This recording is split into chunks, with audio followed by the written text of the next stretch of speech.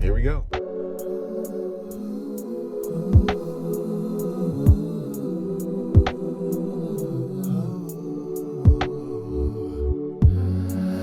I found myself awake in an unfamiliar space.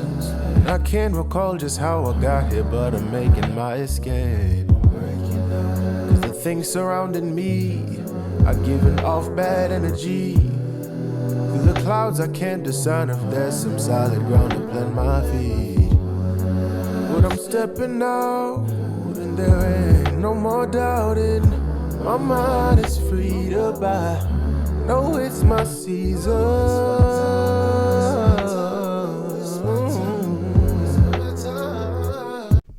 What's up, friends? Welcome back. If you're new, welcome for the first time. So today I am doing my first production tutorial. I'm very excited. Just want to thank you all for joining me. And if you couldn't tell by the title, I am going to talk to you and kind of show you how to export or bounce, as they're also called, stems or the audio tracks from a song or a beat that you have in order to send to an engineer for mixing, or to send to a collaborator that you're working with who needs the stems, maybe another producer who wants to work on the song or work on the production as well. So that's what we're talking about today.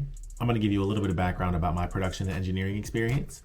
I went to Brown University and studied computer music and multimedia, which essentially was just like how to record, produce, engineer, studio basics, and I guess advanced studio techniques. Anything from like gain staging for your productions to exporting to different mediums or working with video or whatever it is.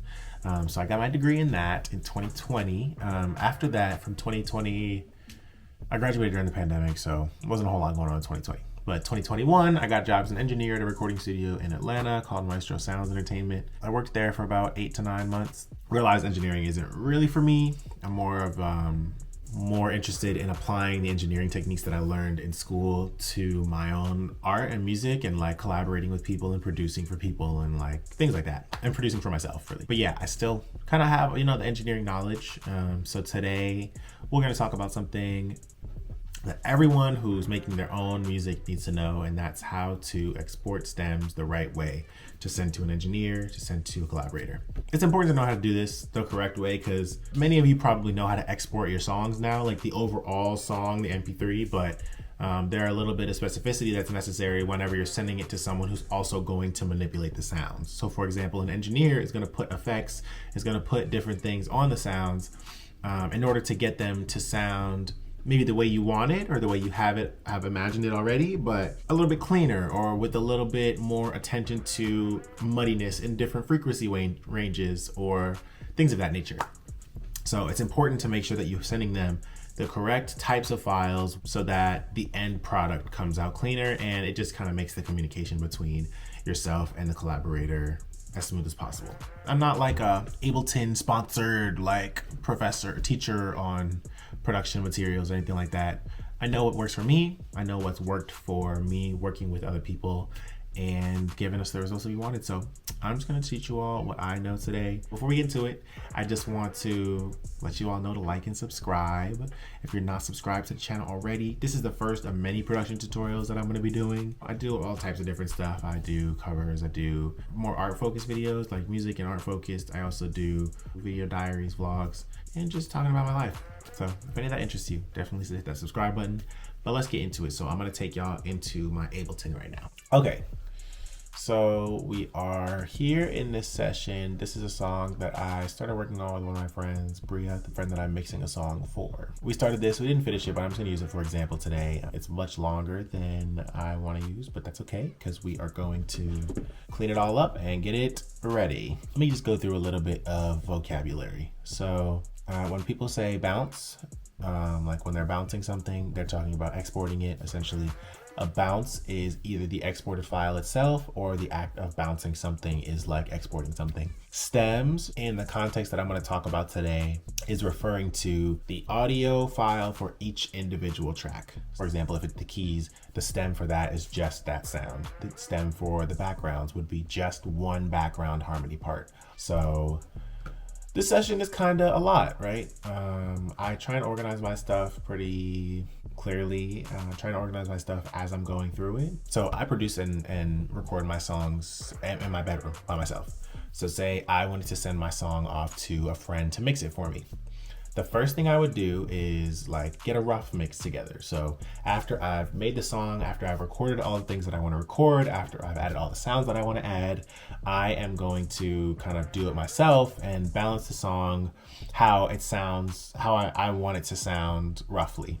That's called a rough mix. Essentially, that rough mix has like the kind of the levels that I want. It kind of has the panning and balance that I want. And that's gonna be whoever's mixing the song's guide for what it should sound like when they're done with it, just a little cleaner.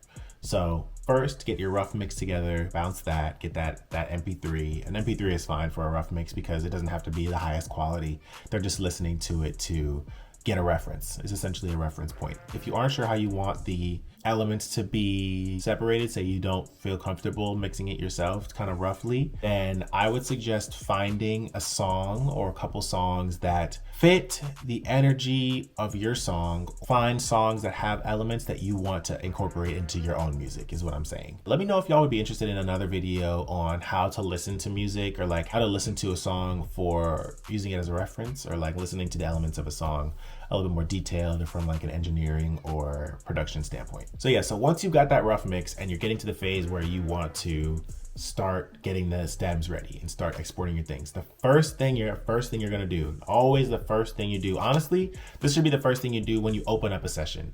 Even if it's a session that only you're working on, the first thing you need to do is save as the next iteration of whatever you have. So for this one, I have it saved as I can example. I'm gonna just go ahead and save live set as here in Ableton. That's how you get it file. Save live set as.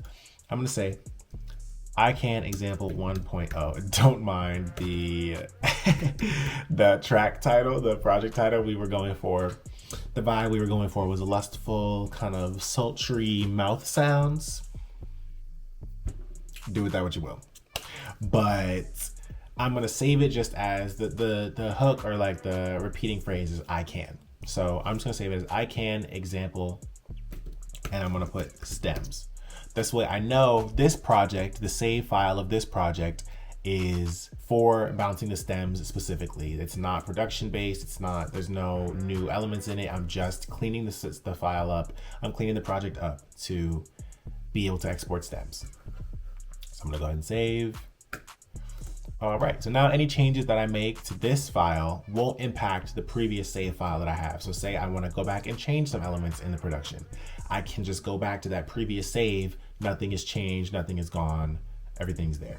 So the next step that is more personal preference, but really just makes it easier for whoever ends up mixing the song, is to organize the session. And so that means organizing it by what the sound is, what the type of sound is. In this phase, you're also going to delete any tracks that you're not using. So you don't want any excess tracks. You don't want any muted tracks. Only keep things here that are actually sounding in the mix that you can actually hear in the song. Everything else is excess, and you don't want to export those files because they'll just be blank files. I'm going to go through and I'm going to delete any unused tracks.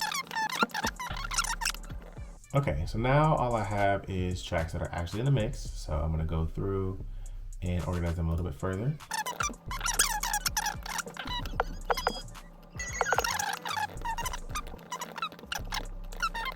All right, so I've got the session set up, organized relatively well into different groups. I've got the lead here in this top group. I've got the background vocals here in this little group. Obviously we didn't finish the song. There's still a lot of work that needs to be done on it. So it's a real simple session, but no matter the complexity of the session, you would try and go for organization based on the type of sound. You've got this kind of ad lib here that goes throughout, so I just put that all together. The kind of effects, ambient sounds that are still vocal, I put those together, and then I've got this synth pad that goes throughout here by itself. And then lastly, we've got all the percussion sounds here in this group together. Oh, and another important part of organizing the session is making sure that each of the tracks has a unique name. It could be even just like a number or letter of difference, but make sure that it has a different name so that you can differentiate them. Like high, mid, low for vocals, things like that. Okay, so now that we have the session organized, the next step is Actually, you know what? Let me delete all this excess stuff here too. So like, for example, we have all this stuff after so this marker here is where the track ends. And we have all this stuff after that. So I'm just gonna delete. I'm gonna click here, go over to where it ends, and shift click. It's highlighted everything. I'm gonna just delete all of that. I don't need none of that. Don't need none of it. We're just gonna get rid of all of that. Yep. Okay, great. So now the session is this big. Perfect. So the next step it may seem kind of counterintuitive, but that's why we made the rough mix first. So this next step is to remove any automation that you have, to remove any panning, to remove any effects that may be on the tracks, so that whenever you send it to the mix engineer, they're not trying to put effects over something. You know, you're gonna remove all sends. Pro Tools, I think there would be aux tracks, but like any reverb sends or delay sends, anything like that, you want to take all that off so that whenever you bounce them, they're just the raw, clear tracks. So I'm going to go through, I'm going to also get the volume of each one, of each track to unity. You want to move it back to 0. For the like clips within the track, if you already have them at a pretty uniform level, you can just leave those where they're at. You don't have to like put all the clips back to 0, but definitely make the track levels at 0. So like I'm gonna go through, I'm gonna make all these 0. I'm gonna remove all of this panning. So I pan my backgrounds a lot. I'm gonna remove all of those. Yep, I'm gonna remove all of that. Get all of those to 0. Because you don't want something to be bounced too low or too high for them to have to like increase the gain a lot, and that may bring in some audio distortion. So we are just going to put everything to 0 so that we're giving them the raw file. It's always better to be able to turn stuff down than it is to have to turn stuff up. And you don't want to clip. You want to make sure none of your files have clipping, but like you would rather have to turn things down than turn them up. So yeah, we're gonna go to get all these levels up here. Okay, so at this point, if you try and listen to it, it's gonna sound like a mess because obviously any of the leveling that you did that would have contributed to the rough mix is gone now. So now that we've gotten rid of all the panning, I'm gonna go through and look at the effects on each channel, and I'm gonna remove any compression. I'm gonna remove any like saturation, any kind of elements that might remove the sound quality. So like don't compress things because an engineer is gonna compress it, especially voice. Like you can take all the compression off. The only effects that I would say to keep on a track are effects that are changing the tonal quality of the sound. So for example, let me see on this pad if there's like a effect that I have. So I don't actually have any effects on this pad. Okay, so for example, on this low shaker, I have an auto filter here. This auto filter is changing the tonal quality of this sound. So if I want the filter, if I want this shaker to sound like how, I don't want the engineer to try and have to remake the quality of the tone of this sound. I already like where it's at. So I'm gonna take the other, like I'll take this reverb off, but I'm gonna leave on this filter because it's contributing to the tonal quality of the sound. Now that I've gotten all the effects off, I have made sure nothing is being sent to my sends here. I have removed all panning, and I have brought the levels of each track up to unity, up to 0. So now what I'm gonna do is make a subfolder in my project folder that is where the stems are gonna go. So let's go ahead and just pull that up. So here's my folder for the project. I am gonna make, I actually might put it in the bounces folder. This folder isn't usually in the default folder. I make a bounces folder for all my exports to go to, but I'll make in this bounces folder, I'll make a new one called stems, and I'll go back to my session. So when I export my stems, they'll all go there. So next, let's get into exporting.